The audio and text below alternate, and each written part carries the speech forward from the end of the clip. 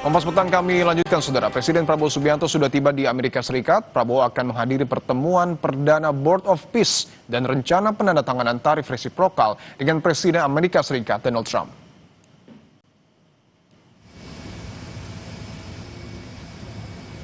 Presiden Prabowo tiba di Pangkalan Militer Andrews, Maryland, Amerika Serikat pada Selasa siang waktu setempat, disambut sejumlah pejabat Amerika Serikat dan Indonesia. Prabowo kemudian bertolak ke hotel tempatnya menginap di Washington DC dan langsung menyapa puluhan diaspora yang menyambut kedatangannya. Dalam lawatannya ke Amerika Serikat, Prabowo rencananya akan menghadiri pertemuan perdana soal Board of Peace pada 19 Februari mendatang. Agenda lainnya adalah penandatanganan tarif resiprokal dengan Presiden Amerika Serikat Donald Trump. Saudara Kompas TV, lawatan malam pertama Presiden Prabowo Subianto di Amerika Serikat. Presiden Prabowo Subianto direncanakan akan menemui pengusaha yang diagendakan pada 18 Februari 2026. Apa yang akan dibicarakan? Tentu saja hubungan dagang antara Indonesia juga dengan Amerika Serikat dan beberapa sektor usaha yang kemudian menjadi komoditas paling strategis antara Indonesia dan juga Amerika Serikat. Nah, kalau dilihat memang agenda besar yang harus diemban Presiden Prabowo Subianto dalam lawatannya kali ini ada dua, yaitu terkait dengan pertemuan perdana Board of Peace yang akan diselenggarakan langsung oleh Presiden Donald Trump, dan juga yang kedua terkait dengan rencana penandatanganan kesepakatan tarif resiprokal yang dijanjikan oleh Presiden Donald Trump usai keanggotaan Indonesia dalam BOP. Nah, agenda terakhir yang kemudian menjadi sangat penting juga adalah kesepakatan tarif resiprokal antara Indonesia dengan Amerika Serikat, mengingat hubungan dagang antara Indonesia dan Amerika Serikat ini sangat besar dengan nilai perdagangannya juga terus meningkat setiap tahunnya, dan ini juga mengingat bahwa tarif resiprokal ini nantinya akan berdampak pada sektor-sektor tertentu, apalagi sektor strategis yang akan diekspor Indonesia ke Amerika Serikat. Namun hal ini Indonesia harus tetap optimis karena kemarin yang dijanjikan oleh Menteri Koordinator Bidang Perekonomian Airlangga Hartarto sebagai salah satu negosiator yang menyebutkan bahwa memang sampai saat ini kesepakatannya adalah 19% dari terakhir negosiasi yang sudah dilakukan. Tetapi hal ini bisa saja berada di bawah angka tersebut atau bisa mencapai 0% untuk sektor-sektor tertentu yang kemudian sangat dibutuhkan oleh Amerika Serikat untuk kemudian dikabulkan begitu tarifnya oleh Presiden Donald Trump. Kita akan nantikan bersama apakah Presiden Prabowo Subianto akan membawa oleh-oleh segar untuk Indonesia dari lawatannya kali ini, atau justru negosiasinya akan semakin alot mengingat karakter dari Presiden Amerika Serikat Donald Trump. Alvania Rizky, Kompas TV, Washington DC. Sementara itu, Saudara, Menteri Luar Negeri Sugiono melakukan pertemuan bilateral dengan Wakil Tetap Palestina untuk PBB, Riyad Mansur, di New York, Amerika Serikat pada Senin waktu setempat. Sugiono menegaskan dukungan penuh Indonesia bagi perdamaian yang adil dan berkelanjutan melalui solusi dua negara. Sugiono juga menyampaikan rencana partisipasi Presiden Prabowo Subianto dalam pertemuan Dewan Perdamaian di Washington DC pekan ini bersama sejumlah pemimpin dunia.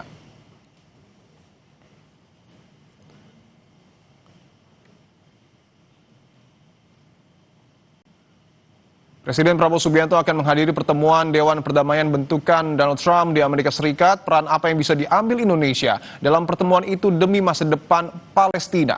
Kami akan membahasnya bersama pakar hubungan internasional Universitas Parahyangan, Julius Purwadi Hermawan. Mas Julius, selamat petang. Selamat petang, Mas Dipo. Mas Julius, saya ingin tanyakan langsung, bagaimana Anda membaca jalannya pertemuan perdana Board of Peace yang kemudian dihadiri oleh Presiden Prabowo Subianto nanti? Ya, ini akan menjadi saat yang sangat penting untuk Presiden Prabowo membuktikan bahwa benar Indonesia siap untuk memainkan peran yang vital. Peran vital itu seperti apa? Memastikan bahwa Board of Peace itu nanti tujuannya jelas untuk kemerdekaan Palestina, bukan untuk kepentingan yang lain. Nah, disitulah saya kira hal-hal yang harus ditunjukkan oleh Presiden kita. Oke, artinya ini akan menjadi gambaran apakah kemudian Indonesia betul-betul siap untuk mengambil peran vital di Board of Peace. Saya ingin tegaskan lagi, apa yang kemudian harus diprioritaskan oleh Presiden Prabowo Subianto dalam pertemuan nanti, Mas Julius? Ya, pertama saya harus melihat bahwa Board of Peace bekerja dalam ranah kerangka mandat PBB. Dalam hal ini kita bicara DKPBB 2803. Lalu termasuk di dalamnya adalah ISF, International Stabilization Force, juga menjadi bagian dari proses itu. Kritik kan sudah muncul ya, bahwa Board of Peace sudah punya kelemahan, ISF saya kira cacat gitu ya. Nah, Presiden kita tetap bersikukuh gitu. Ini adalah satu-satunya ruang yang tersedia bagi Indonesia untuk membuktikan kita bisa berperan untuk bangsa Palestina. Dan ini menurut saya itu saatnya. Jadi di dalam pertemuan itu gitu, harusnya Pak Prabowo akan menyampaikan begini, pastikan ini dalam kerangka mandat PBB. Yang kedua, menurut saya rambu-rambu yang kedua itu saja adalah tujuannya two-state solution, bukan one-state solution. Saya kira dua kunci utama, Mas Dipo. Two-state solution ini yang kemudian betul-betul harus didorong oleh negara kita. Tapi pertanyaannya bagaimana Indonesia bisa memastikan solusi dua negara ini bisa dipahami oleh negara anggota Dewan Perdamaian khususnya Amerika Serikat dan tidak terkecuali Israel yang kemudian juga sudah bergabung? Ya, ada strategi menurut saya. Pertama, bertemulah dengan like-minded countries. Ingat, di situ ada Turki, ada Yordania, ada Arab Saudi. Mereka kan sebenarnya punya ide yang sama tentang bagaimana seharusnya kita bisa membangun perdamaian untuk orang-orang Palestina. Bertemulah dengan mereka, jangan bermain dengan individual. Saya nggak membayangkan seorang Presiden Prabowo bisa memenangkan negosiasi terkait dengan Board of Peace, terkait dengan pembentukan ISF kalau bermain sendiri. Mas Dipo, itu pandangan saya. Apakah itu hal yang kemudian akan menjadi strategi utama menurut Anda yang kemudian akan digunakan oleh Presiden Prabowo Subianto atau mungkin ada opsi-opsi lain, Mas Julius? Ya, sayang kita tidak mendengar ya bahwa setelah dilakukan kajian yang mendalam sudah dirumuskan strategi yang holistik gitu ya. Kecuali kita mendengar bahwa Board of Peace dan ISF itu satu-satunya solusi yang tersedia untuk bangsa Palestina. Saya agak khawatir kita tidak punya strategi gitu. Tapi strategi yang paling mungkin adalah karena nanti akan bertemu besok ya, saya kira akan memulai pembahasan di Washington di summit gitu ya. Dan itu saya kira Indonesia harus menyampaikan, kalau saya menyarankan malam ini cobalah bernegosiasi juga, bertemu juga dengan negara-negara yang punya ide yang sama, punya empati yang sama dengan bangsa Palestina. Bahwa sebelumnya saya tidak bayangkan ada strategi yang lain gitu ya, kecuali kita memanfaatkan pendekatan kita, hubungan personal Presiden Prabowo dengan Presiden Trump. Bahwa kita tahu juga sebelumnya menjadi perhatian Israel beberapa kali juga masih menyerang Gaza, kemudian juga Hamas meminta Dewan Perdamaian atau Board of Peace ini mendesak Israel untuk menghentikan serangan ke Gaza. Bagaimana memastikan Israel ini tidak lagi melakukan penyerangan di Gaza, Mas Julius? Nah, itu sulit ya, sangat sulit. Karena selama ini negosiasi sudah berlangsung, ada kesepakatan dan tidak ada yang permanen. Itu sangat sulit. Sehingga saya pribadi sangat skeptis ya. Pengiriman pasukan Indonesia yang 8.000 gitu, saya pernah sampaikan di dialog petang juga gitu. Itu akan mengubah situasi. Apalagi gitu ya, kesan Indonesia terburu-buru ya mengirimkannya gitu. Nah, bayangan saya sebetulnya besok dengar dulu rencana dari Donald Trump, Presiden Amerika Serikat. Donald Trump sebagai chair dan Presiden Amerika Serikat sebagai anggota Board of Peace, ini saya kira sangat unik gitu ya. Dengar dulu apa rencananya gitu ya. Baru kemudian kita bisa menyampaikan Indonesia bisa apa, komitmen apa yang Indonesia berikan. Posisi ini kurang lebih sama dengan Arab Saudi. Arab Saudi juga sudah menyampaikan sangat jelas, belum bisa berkomitmen sampai mendengar dengan gamblang terus terang benderang gitu apa rencana Presiden Donald Trump terkait dengan Board of Peace dan proses selanjutnya. Artinya penjelasan soal makna dari Board of Peace termasuk perannya terhadap Gaza ataupun Palestina ini harus betul-betul menjadi pembahasan yang diklirkan dalam pertemuan perdana ini, Mas Julius? Saya kira ya, dan itu tidak bisa ditawar. Dan kita hanya bisa menyampaikan komitmen kita kalau belak-belakan, kalau semuanya clear, transparan, visinya jelas, termasuk juga timeline-nya. Menurut saya itu dulu gitu ya, dan besok harusnya disepakati di situ gitu. Mas Dipo, saya sendiri jujur skeptis ya, saya harus sampaikan juga, bisa nggak Indonesia menyampaikan itu gitu, meminta itu gitu, clearance, sesuatu yang transparan dari Presiden Donald Trump untuk apa sih sebetulnya rencana yang yang akan dilakukan terkait dengan rekonstruksi di Gaza.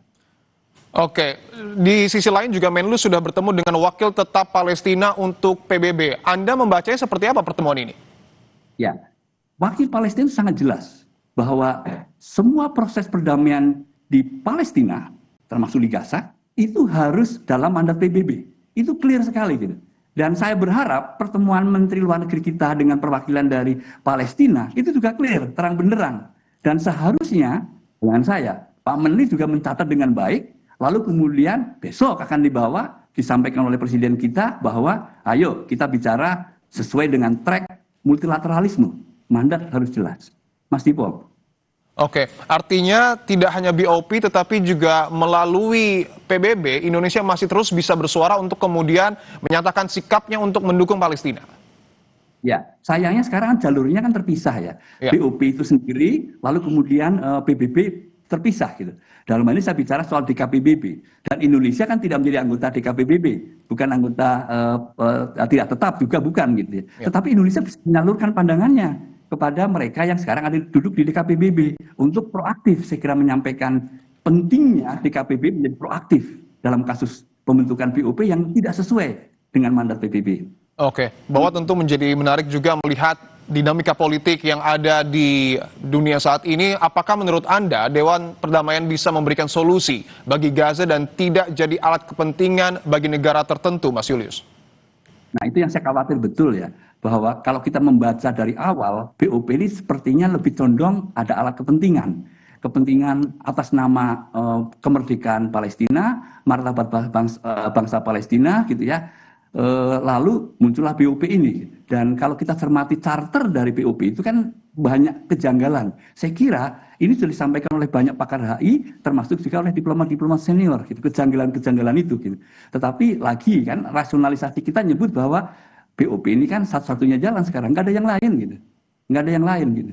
Nah, kalau nggak ada yang lain, sekarang tinggal gimana kita memainkan strategi yang efektif, yang saya bayangkan sudah disiapkan oleh negosiator-negosiator kita, oleh ahli-ahli strategi kita yang sekarang bergabung di Washington. Gitu. Harapan saya itu. Gitu. Baik, tentu kita sama-sama menunggu peran vital dan juga strategi dari negara kita untuk betul-betul berperan dalam pertemuan Perdana Board of Peace, termasuk juga untuk mendukung Palestina. Terima kasih Pakar Hubungan Internasional Universitas Parahyangan, Mas Julius Purwadi Hermawan telah bergabung di Kompas Petang. Terima kasih Mas Dipo.